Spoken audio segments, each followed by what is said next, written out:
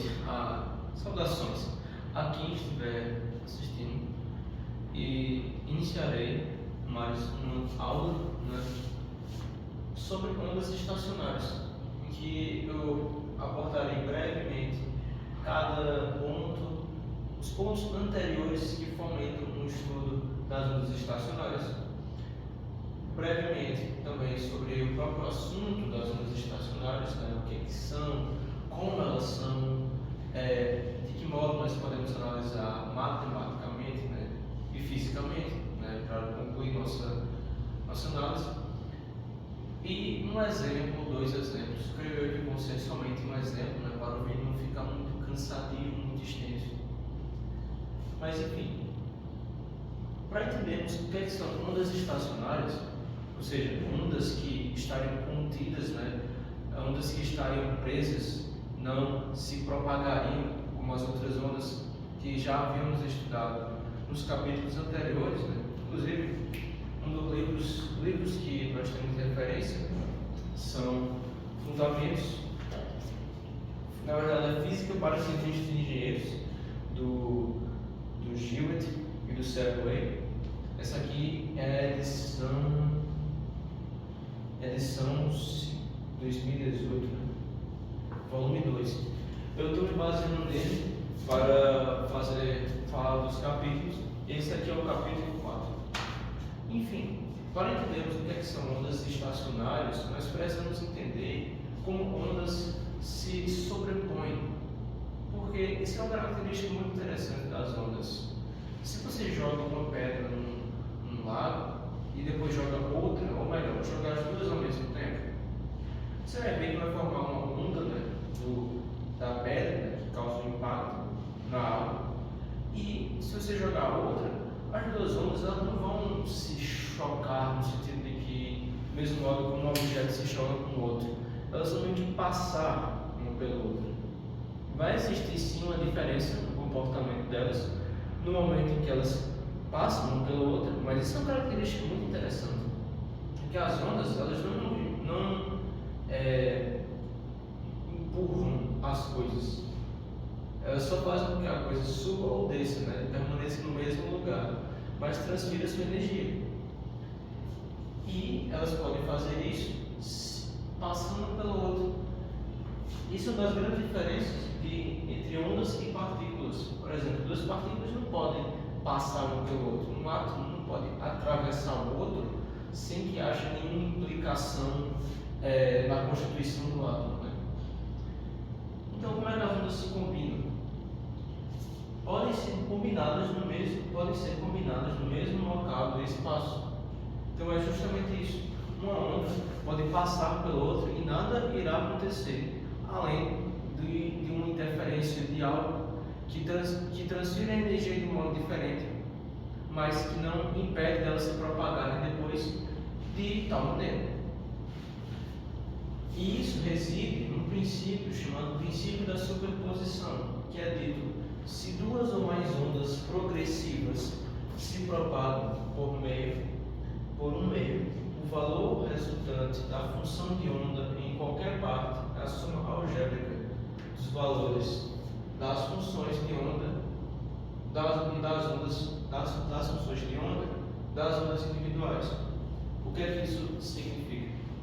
Que, como já havíamos estudado anteriormente, as funções de onda, elas podem, ou melhor, as ondas, né, principalmente as progressivas, elas podem ser descritas matematicamente por funções. E essas funções, quando elas se sobrepõem, é o mesmo que você somar para cada região daquela função de onda, os valores. E isso aqui é o que está acontecendo nesse exemplo bem simplista que eu fiz. Eu desenhei uma onda aqui, né, particularmente, não é uma função específica, mas é uma função de onda. Desenhei outra função de onda aqui, em preto. As duas estão indo para o mesmo sentido. Então, digamos que isso estivesse na situação das pedras lá, no lago. Ao invés de ter jogado uma pedra, eu joguei foi duas pedras. Então, vai somar uma função de onda com a outra função de onda. E isso faz o quê? Um padrão de interferência, uma interferência, que nesse caso é construtivo. Construtivo porque para cada pico eu estou somando outro pico. Para cada vale eu estou somando outro vale. Então elas estão construindo uma com a outra. Isso faz com que os picos sejam agora mais altos e, consequentemente, os vales sejam agora mais baixos. E continuam no mesmo sentido. Isso é um princípio muito interessante das ondas. E por que é que isso importa para estudar ondas estacionárias? Porque as ondas estacionárias, como eu vou representar aqui, quando eu apagar o quadro e escrever, elas estão intimamente ligadas a justamente duas ondas que se chocam num espaço contido, num espaço, ou melhor, numa região em que uma onda está interferindo diretamente com a outra, elas não vão se propagar. É isso que eu quis dizer. Elas não vão se propagar continuamente, que nem o som que eu estou falando se propaga pelas paredes. Não. Seria o mesmo que ter outro alto-falante aqui, outra pessoa falando, e as duas situações ficariam ocorrendo.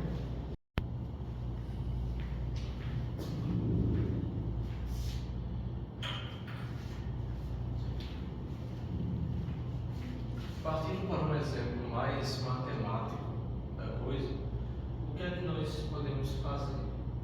É que podemos deixar dois alto-falantes idênticos, ou seja, que emitem a mesma frequência sonora e a mesma amplitude do som, um virado para o outro, de tal modo que ele não vai estar deslocado aqui e por isso vai se interferir um com o outro, mas sim exatamente na linha do outro, na coordenada. Com isso você vai emitir uma função sonora para cá e outra função sonora para cá. Cada função eu chamei de Y1 e Y2. A única diferença entre elas é que são duas funções. Lá no movimento harmônico simples, por justamente representar de modo fidedigno um som. A única diferença vão ser os sinais dentro ou seja, na fase. Justamente porque um está para baixo, né, e o outro está para cima. E se lembrarmos bem, quando naturalmente, né, do modo positivo, ou seja, indo para a direita, poderia dizer assim, para a minha direita, né, no caso,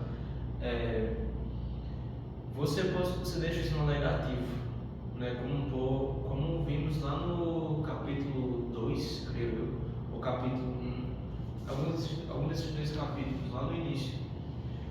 Quando ele está para a esquerda, ou seja, para o sentido negativo, nós somamos. E, utilizando a propriedade de superposição, nós sabemos que a função y, que representa aquele som em que os dois estão meio que confinados aqui,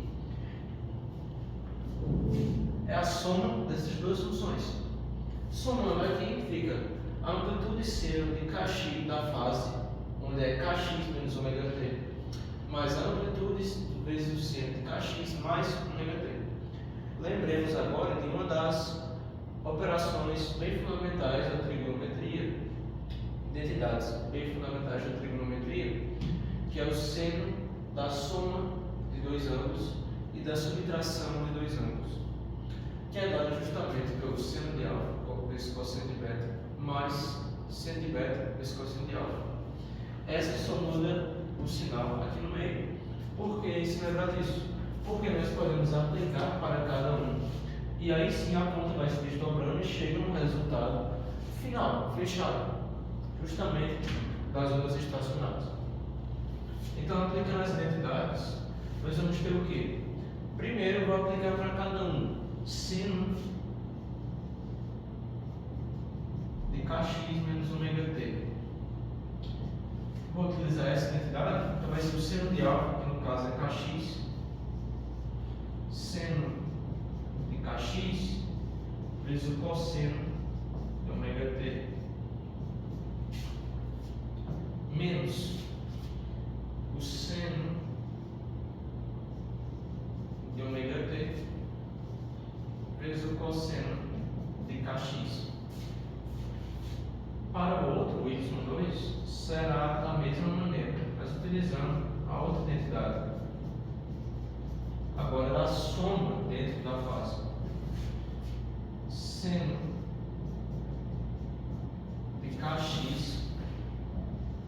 vezes o cosseno de ômega t mais o seno de ômega t vezes o cosseno de kx. Só deixando claro, mas até perdão, eu não explicitei o que é cada coisa, cada informação das funções de movimento harmônico, né, no caso para as ondas, por conta das outras, do que já se aprendeu nas outras aulas. Mas esta aqui é a amplitude, esta aqui é a função seno, né, por isso periódica no sentido ondulatório. Esse é o número de onda, também representado como, vai representar aqui embaixo, como sendo o número de onda é igual a 2π sobre lambda, onde lambda é o comprimento de onda. X aqui é a posição em que está, né, distância. Ômega, no caso, é a frequência angular, também representada por 2πf, e T é o tempo que decorre para chegar em tal posição. Enfim, a única diferença entre esses dois termos é que está multiplicado pela amplitude, né? Mas vamos ignorar, só multiplicar no final. Ele quer somar essas duas aqui. Então, somando, vamos ver o seguinte, é que essa parte ela vai se cancelar com essa parte justamente por conta desse sinal. Sobrando o quê? E agora sim eu vou deixar multiplicado pelo A. Então fiquem tranquilos, não saiu do nada. É só porque eu deixei ele omitido aqui para facilitar a escrita. Mas lembre-se que está multiplicado por uma amplitude. Isso aqui tudo. Eu vou ter que a amplitude, ou melhor, que Y, vou representar por Y. Peço perdão, é o Y, é mais fácil representar. Y é igual a 2 vezes isso aqui, que eu estou somando uma variação, né, um x, por exemplo, e o outro x dá 2x. Então eu estou somando 2 vezes isso aqui. Então 2 vezes a amplitude vezes um seno de kx vezes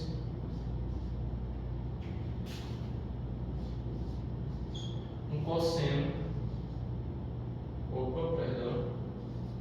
de ômega t, onde eu vou deixar esta região aqui entre parênteses e o cosseno do lado de fora, eu explicarei em instantes.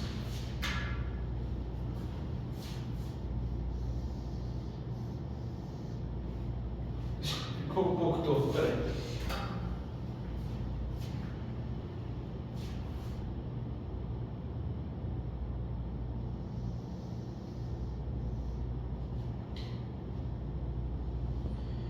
E essa aqui é a função de onda para ondas estacionárias. Olha só que interessante.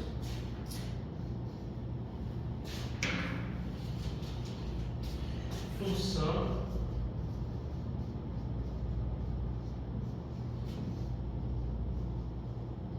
de onda estacionária.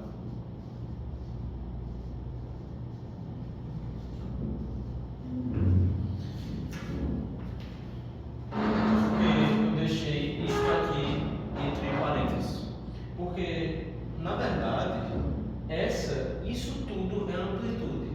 Porque a amplitude original do que nós tínhamos é representado pela letra A. Mas, como isso está atrelado ao seno, que está atrelado à posição, somente quando for o máximo do seno, que é 1 ou menos 1, é que aqui vai ser 2A ou menos 2A. Então, olha que interessante, na verdade. Cada elemento numa função de onda estacionária, ele adquire diferentes amplitudes para diferentes posições ao longo do tempo, mas ele não progride. Então, quando ocorre uma função de onda estacionária, ela fica aqui, que eu irei representar no quadro, fazer uma edição, mas ela fica aqui, representada. E ela não muda.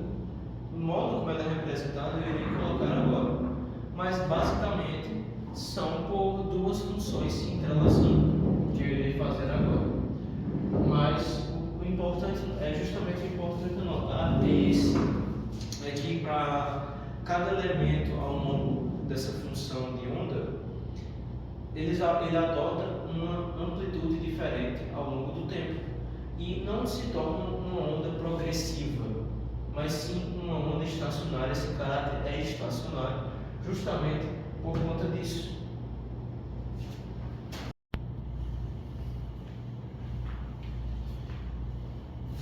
Continuando aqui a aula de ondas estacionárias, um ponto muito interessante é como nós podemos representá-las.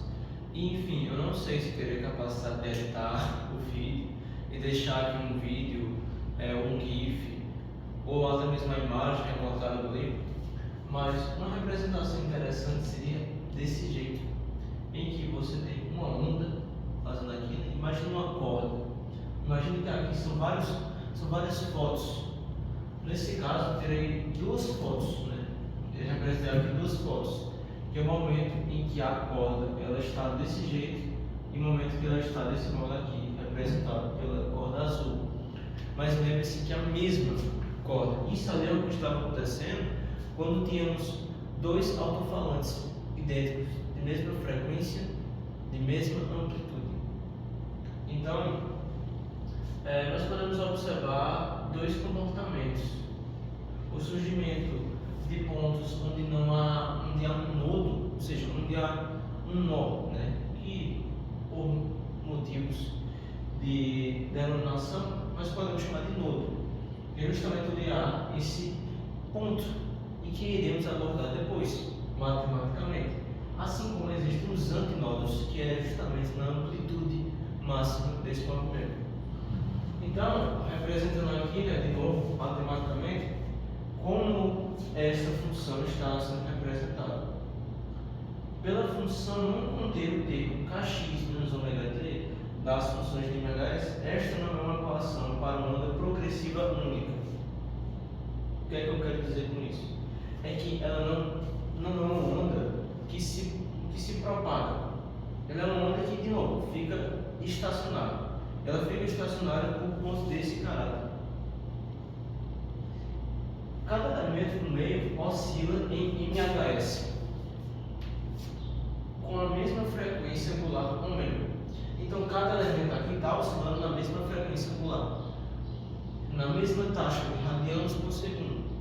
Não é porque ele está com amplitudes diferentes que a sua frequência angular é diferente. Não. No entanto, a amplitude de MHS depende da localização X do elemento no meio. Isso está representado justamente aqui. Por isso que eu deixei entre parênteses, para facilitar essa visualização, que a amplitude de fato é isto aqui tudo. E não há um sentido de propagação. De novo, por não haver um sentido de propagação, por aquele termo ali não estar presente, esta onda que ela permanece naquele mesmo local. E para nós é interessante representar os pontos onde existem os nodos e onde existem os antinodos. Por isso mesmo que eu irei agora limpar o quadro de novo e representar para as últimas partes da nossa aula, que são justamente quando isso ocorre, quais são os X, quais são as posições em que você pode determinar um antinodo e um nodo. Continuando acerca dos antinodos e dos nodos, nós podemos analisá-los matematicamente seguindo essas instruções. Nodos ocorrem quando o termo seno de kx, ou seja, o termo que determina justamente essa amplitude, é igual a zero. Justamente porque se eu tenho que determinar a amplitude, o cosseno ele não tem papel naquela jogada. E o outro termo, duas vezes a amplitude, é constante. Então, a única coisa que de fato determina como será a amplitude e a carga disso aqui é o termo do seno de kx. e ele deve ser igual a zero para representar um dólar. Se o seno de Kx deve ser igual a zero, não sei se vocês conseguem ver bem, mas o Kx então deve ser igual a zero, a π, a 2π, a 3π, porque justamente quando você tem o seno de k vezes π, onde k é um número natural que inclui o zero, você vai ter 0, π, 2π, 3π, e isso aqui é igual a zero. Mas sabemos que k, que é o número de onda, é igual a 2π sobre lambda, o que resulta para certos valores em x. Sabendo disso, que k é 2π sobre lambda, nós podemos igualar para cada valor desse. Então, para kx igual a zero, x igual a zero. Para kx igual a π, eu tenho que ter x igual a lambda sobre 2, porque quando eu multiplico por k, eu resulto somente em π. Mesma coisa, 2π multiplico por lambda, 3π multiplico por 3 lambda sobre 2. E assim segue o bairro. Portanto, a gente vê aqui que no final você chega nessa conclusão de que os nodos são representados por n lambda sobre 2 para n igual a 0, 1, 2, 3. Então, vai seguindo aí infinitamente, porque se está referente aos números naturais. Já para os antinodos, eles ocorrem quando o termo seno de Kx é igual a mais ou menos 1. E perceba isso, né? Porque eu só representei os antinodos aqui embaixo, mas aqui em cima também são antinodos. Eu só não representei um nodo aqui porque é o ponto onde se gera aquela função. Então eu decidi não representar para ficar melhor a visualização. Mas os antinodos, eles são esses pontos, né? Então ele ocorre tanto positivo quanto negativo, para o valor máximo do seno. Então Kx tem que ser igual ao quê? A π sobre 2, a 3π sobre 2, a 5π sobre 2. Portanto, o Kx ele tem que ser algo relacionado a esses valores, ou justamente está no. Calma que eu não lembrar. Por justamente estarem nas retas do círculo trigonométrico, que são os valores onde o seno adquire seus valores máximos, né? Então as retas verticais. Portanto, usando a mesma relação de que o número de onda é 2π sobre lambda, x deve ser lambda sobre 4. Lambda sobre 4 vezes 2π sobre lambda resulta em π sobre 2. 3 lambda sobre 4 vezes 2π sobre lambda resulta em 3π sobre 2. E 5 lambda sobre 4 vezes 2π sobre lambda resulta em 5π sobre 2. E assim continua. Nós temos novamente outra representação aqui, onde os antinodos podem ser representados por n lambda sobre 4 para n, preste atenção, 1, 3, 5, 7, então são para os números ímpares naturais. Enquanto para os nodos são todos os números naturais, para os antinodos são os números ímpares, justamente por essa característica do seno de Kx adquirir seu valor máximo em 1 e menos 1, né? No caso, os valores absolutos máximos. Sobre ondas estacionárias, aqui eu estou tratando dessa análise mais matemática, dessa análise onde eu não estou especificando se são em cordas, se são em tubos de ar, se são em superfícies, porque se vocês estão acompanhando o livro, né, o GEVET, se vocês estão acompanhando isso aqui, vocês vão perceber que existem outras seções, subseções. Mas sobre as ondas estacionárias, o que você precisa saber para começar a entender é isto. Eu não sei se vai dar tempo de resolver algumas questões, justamente pelo tempo que eu tenho aqui na escola. Porém, de novo, caso vocês tenham alguma dúvida, inclusive, eu até esqueci de falar no outro vídeo também. Caso vocês tenham alguma dúvida, podem mandar aí nos comentários que eu tentarei responder. Mas enfim, é basicamente isso. Eu não irei abordar muitas questões justamente pelo tempo que eu tenho disponível aqui. Já falando do outro vídeo também, eu resolvi somente uma questão, pelo tempo também que eu tenho aqui. Mas enfim, basicamente é isso. Eu agradeço pela presença de vocês. Se puderem curtir e compartilhar, agradeço também. E muito obrigado.